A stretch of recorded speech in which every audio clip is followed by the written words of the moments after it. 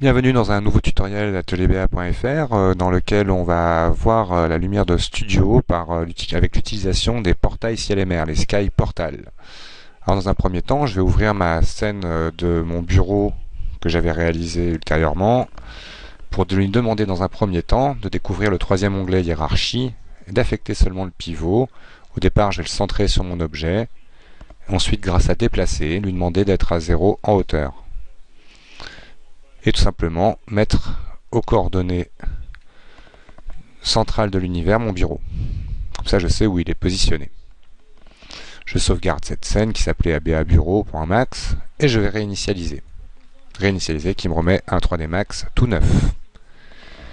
Donc ce coup-ci, nous allons créer un studio. Donc la première chose à faire, je vais me mettre dans une vue, par exemple gauche, en plein écran, Alt W. Zoomer suffisamment pour voir au moins 3 mètres par plus de 6-7 mètres de ce côté. Grâce à la grille automatique, donc j'active ce bouton qui est la fonction de bascule d'accrochage, dans laquelle je vais choisir uniquement le point grille. Clic gauche, activer, désactiver. Clic droit pour les options, dans le bouton. Je vais créer pour l'occasion un rectangle en utilisant donc la grille automatique. Automatiquement, elle sera magnétisée, ce qui va me permettre comme ça de construire facilement, par exemple, un rectangle de 3,60 m, 50 de haut, par exemple, par 8 mètres de large. Je vais lui demander d'avoir 100 cm de rayon. Une fois que je vais le créer, je vais tout simplement le convertir en spline éditable. Je vais supprimer tous les segments qui sont à droite. Et grâce à la grille automatique, approcher avec déplacer les sommets au centre de mon univers. Comme on sait que mon bureau sera ici, on déplacera tout l'ensemble ensuite. Je sors, donc là pour l'instant on va savoir aussi, comme pour le bureau, sélectionner les sommets qui sont ici, qui sont par défaut des coins de Bézier, et activer tout simplement le mode Bézier en faisant un clic droit. Clic dans le vide. Je vais sortir du sous-objet, demander à mon pivot hiérarchie pivot, affecter seulement pivot, qu'il soit à 0 en hauteur. Et tout simplement l'envoyer au centre de ma scène. Je me retrouve comme ça avec ma forme positionnée à cet endroit. Ensuite, je vais lui donner un modificateur dans le menu modifier à mon rectangle, extruder. Vous pouvez, quand vous rentrez dans ce menu, directement aller chercher EX qui vous apportera directement extrudé, appuyez sur Entrée. Je vais lui mettre une valeur d'au moins, on va dire 1500 cm. Et donc du coup, on va le décaler en X de 750. Comme ça, mon bureau sera bien au centre, ici. Je vais appuyer sur F3. Hop, donc du coup, je vois les faces. Je vais faire un clic droit avec ma forme de sélectionner, propriété objet, pour afficher dans les propriétés d'affichage les faces masquées. Là, on constate que les faces, la normale des faces, donc on peut imaginer qu'un vecteur oriente le côté normal de la face et vers l'extérieur actuellement. Je vais rajouter comme modificateur le modificateur normal à ma géométrie. Et du coup, je vois uniquement l'intérieur de la géométrie. Je vais maintenant lui mettre un matériel. Donc, éditeur de matériaux, rappelons-nous, rendu éditeur de matériaux compact. Glisser un matériel sur mon décor et le paramétrer en mode perle, légèrement blanc. Nous allons ensuite fusionner. Donc là, dans un premier temps, je vais sauvegarder. À la rigueur, je vais déjà même créer mon éclairage. Je vais me mettre dans une vue à nouveau axiale, donc la vue gauche, et aller créer une lumière photométrique portail ciel et mer qui se trace tout simplement avec un rectangle. Je n'ai plus besoin là de précision. Je vais tracer d'abord un rectangle. Je vais aller en vue de dessus, T, appuyer sur F3 pour bien voir le maillage. Donc je vais positionner mon premier éclairage. On va imaginer que mon bureau sera par ici. On imagine par là.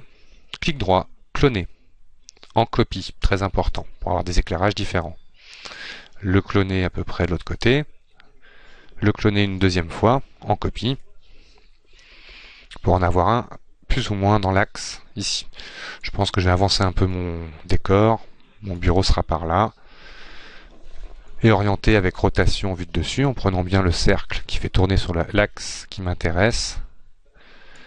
Les lumières pointant vers le centre, je dirais, de ma scène. Je vais retourner en perspective et essayer d'aller m'orienter plus ou moins où je voudrais positionner plus tard ma caméra. Et en appuyant sur F3, constater, voilà, le bon cadrage.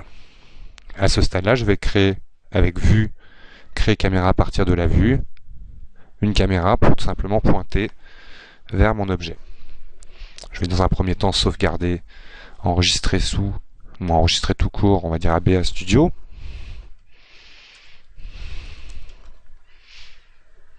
Ah, il y en a déjà un, donc on va dire Studio vide. Et donc aller chercher par le menu fichier, importer, fusionner. Je vais venir chercher le bureau. Qui s'appelle table, peu importe, que voici. Je vais réorienter un petit peu ma caméra par rapport à mon bureau en utilisant les outils de caméra.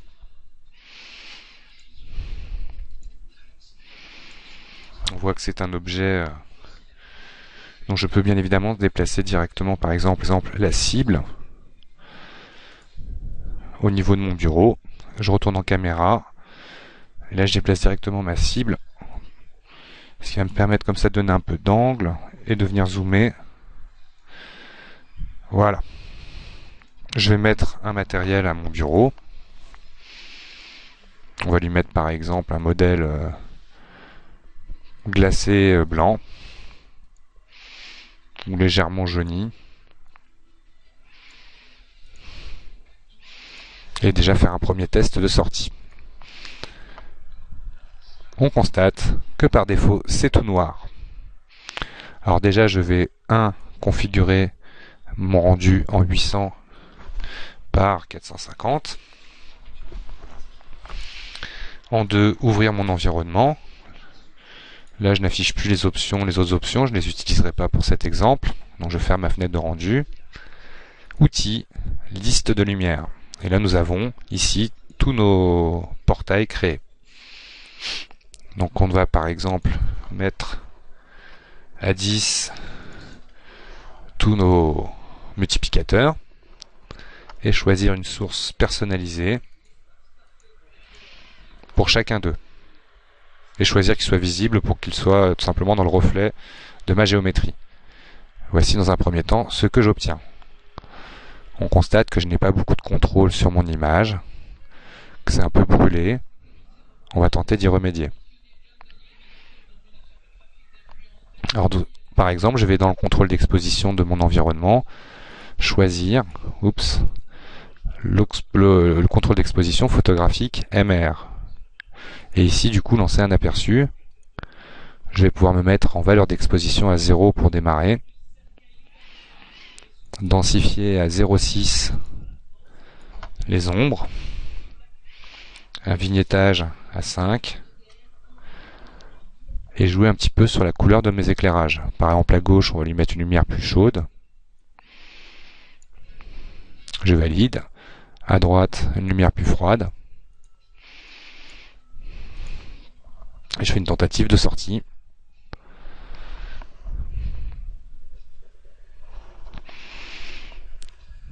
Qui me permet d'obtenir déjà ce résultat. Alors on voit que le côté flashy là sur mon truc, je vais plutôt lui mettre un pareil, un perlé.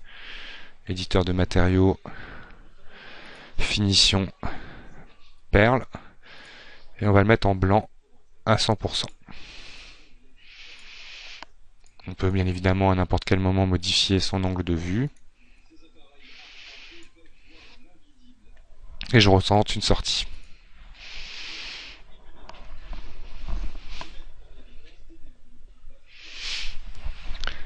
Alors un dernier petit détail, on peut constater sur l'image, bon le maillage bien évidemment je pourrais en faire quelque chose de beaucoup plus propre.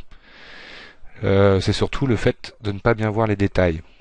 Donc là je réaffiche les options et vous verrez en bas la précision. Donc tant que vous faites une image pour faire des réglages d'éclairage par exemple, il n'y a pas besoin de mettre de précision. On va augmenter la précision juste d'un cran. Et là aussi un petit détail qui serait plus intéressant, c'est de voir le meuble bien posé sur le sol. On a vraiment l'impression qu'il fait partie du sol. Donc je vais m'assurer dans une vue axiale que mon bureau décolle un tout petit peu. Donc je verrouille l'axe Z en faisant un clic dessus. J'appuie sur F3 pour bien voir le maillage. Et là je vais venir pouvoir le décrocher de quelques millimètres. Voilà. Et je retourne en caméra. C'est le raccourci. Et je lance à nouveau rendu.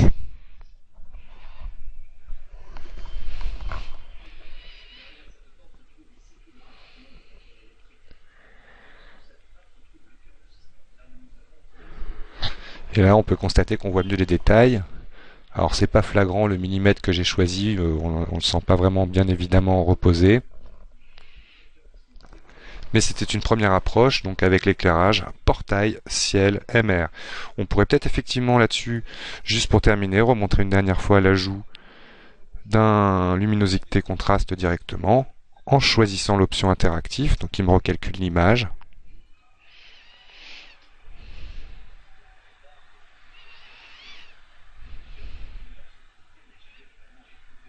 On voit bien évidemment que ça génère des ombres douces dû la taille de nos portails.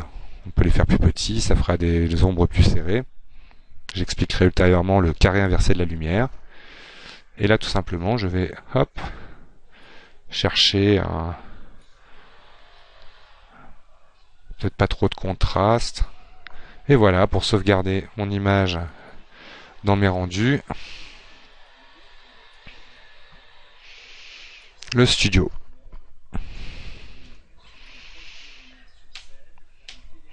Donc voici la troisième solution de rendu en éclairage intérieur avec des portails ciel et mer. Merci d'avoir regardé la vidéo et à très bientôt sur atelierbia.fr.